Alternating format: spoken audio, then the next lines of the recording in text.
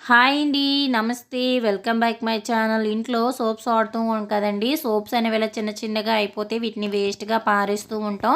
వీటిని మళ్ళీ చక్కగా అయితే యూజ్ చేసుకోవచ్చండి. మన ఛానల్‌లో వీడియోస్ నచ్చితే ఛానల్‌ని సబ్స్క్రైబ్ చేయండి. సోపుల్ని చిన్న చిన్న ముక్కలుగా అయితే ఇలా కట్ చేసుకోవాలి. ఇలా కట్ చేసుకున్న సోప్ ముక్కల్లో కాస్త ప్యూర్ సోప్‌ను కూడా నేనైతే కట్ చేసి వేసుకుంటున్నానండి. ఇలా కట్ చేసుకున్న సోప్ ముక్కల్ని లోతుగా ఉన్న ఒక గిన్నెలో అయితే వేసేసుకోవాలి. ఇప్పుడు స్టవ్ వెలిగించుకొని స్టవ్ పై ఒక పాత్ర పెట్టుకొని పాత్రలో నీళ్ళు వేసుకొని ఈ నీళ్ళు అనేవైతే బాగా మరగనివ్వాలి. ఇప్పుడు ఈ మరుగుతున్న వాటర్లో మనం ముందుగా కట్ చేసుకున్న సోప్ ముక్కలు ఉంటాయి కదండి, ఆ గిన్నెతో పాటు అయితే ఇలా పెట్టేసుకోవాలి.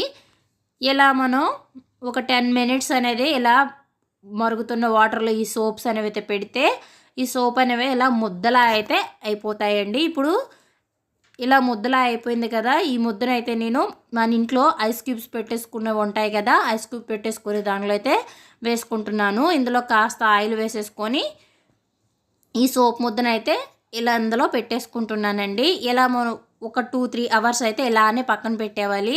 తర్వాత ఇప్పుడు ఇందులో ఉన్న ఈ సోప్ని తీస్తే మనకి చిన్న చిన్న సోపుల్లో అయితే తయారవుతాయండి. వీటితో చక్కగా మనం హ్యాండ్ వాష్ లాగా కానీ ఎక్కడికైనా బయటికి ఊరెళ్ళేటప్పుడు కానీ ఒక సోప్ ముక్కని తీసుకెళ్ళిపోతే చక్కగా మనం వీటితో అయితే సోపులో అయితే వాడేసుకోవచ్చండి.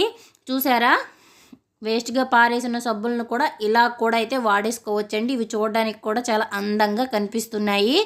మన ఛానల్లో వీడియోస్ నచ్చితే ఛానల్ని సబ్స్క్రైబ్ చేయండి. పక్కనే ఉన్న బెల్ ఐకాన్ని క్లిక్ చేయండి. Thank you for watching video friends.